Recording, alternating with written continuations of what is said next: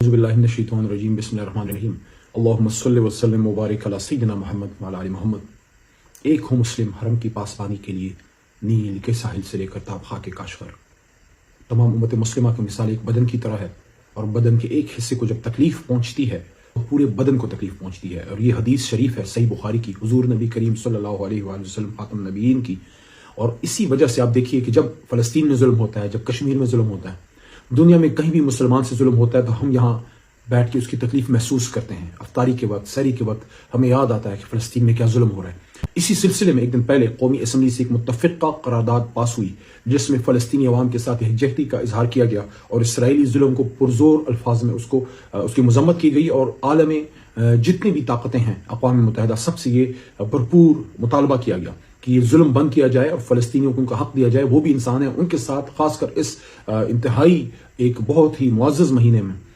یہ جو ظلم ہو رہا ہے رمضان کے مہینے میں، اس کو ہم سب اس کی پرزور مذمت کرتے ہیں۔ اس سلسلے میں قومی اسمبلی سے ایک متفقہ آواز آئی۔ کچھ دوستوں کو شاید کم معلومات کی بنا پہ کوئی یہ بات کی گئی کہ شاید تحریک انصاف کی طرف سے ایک دو ممبران نے اس کی مخالفت کی۔ ایسی کوئی بات نہیں ہے۔ جب یہ قرارداد پیش کی جا رہی تھی، حکومتی بینچ سے تجویز آئی تو اپوزیشن کی طرف سے میں نے، علی محمد نے، اور ہمارے چیف عامر ڈوگر نے اور دوستوں نے، باقاعدہ ہمارے اس پہ دستخط موجود ہیں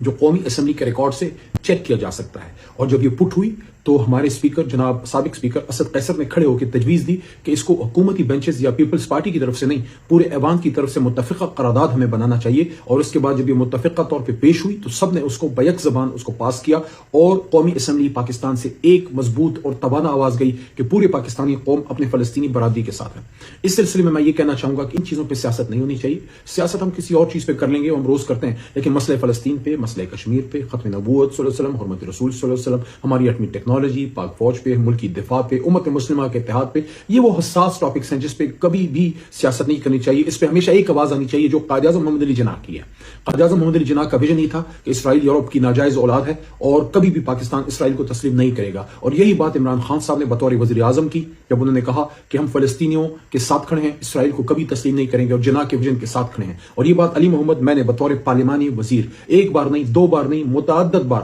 قومی اسمبلی اور سینٹ کے فلور پہ بطور وزیر حکومت پاکستان کی اور عمران خان کی نمائندگی ہماری حکومت کی کا موقف پیش کرتے ہوئے میں نے بار بار یہ بات کی کہ اسرائیل یورپ کی ناجائز اولاد ہے۔ قائد اعظم محمد علی جناح کا جو ویژن ہے وہ تحریک انصاف کا، حکومت پاکستان کا ویژن ہے، اور ہم نے اس پہ مضبوط سٹینڈ لیا۔ تو انشاءاللہ اس پہ کسی قسم کی دو رائے نہیں ہے کہ جب مسئلہ فلسطین کی بات ہوگی تو یہاں سے پی ٹی آئی، نون یا پیپلز پارٹی کی آواز نہیں آئے گی، یہاں پاکستانی کی آواز آپ کو قومی اسمبلی سے انشاءاللہ سنائی دے گی، ہمیشہ سنائی دے گی۔ جب تک ہم زندہ ہیں انشاءاللہ کبھی بھی ہم فلسطین کے کاز پہ، حرمت رسول صلی اللہ علیہ وسلم پہ، ان چیزوں پہ کبھی بھی ہم انشاءاللہ مسئلہ کشمیر پہ کبھی کمپرومائز نہیں کریں گے۔ اس سلسلے میں کسی قسم کی افواہ سازی سے اپنے آپ کو دور رکھیے۔ تحریک انصاف مضبوط کھڑی ہے، مسئلہ فلسطین پہ فلسطینیوں کے ساتھ کھڑی ہے۔ اور کچھ عرصے پہلے جب یہ ظلم ہوا، میں جیل سے نکلا تھا، یہ 4 مہینے پہلے کی بات ہے، باقاعدہ فلسطینی سفارت خانے میں نے ذاتی طور پہ جا کے وہاں تحریک انصاف عمران خان صاحب کی نمائندگی کی، اور وہاں پہ میں نے موقف پیش کیا جو پاکستانیوں کا، مسلمانوں کا موقف ہے، اور وہاں پہ اور بھی جماعتوں کی نمائندگی تھی۔ تو ہم ہمیشہ فلسطینی کاز پہ فلسطینیوں کے ساتھ کھڑے رہے، کسی قسم کی شک و شبے میں پڑنے کی کوئی ضرورت نہیں ہے۔ پاکستان زندہ باد، فلسطینی عوام، مسئلہ فلسطین میں فلسطینی شہادتیں، ان کا کاز امت مسلمہ پائندہ باد۔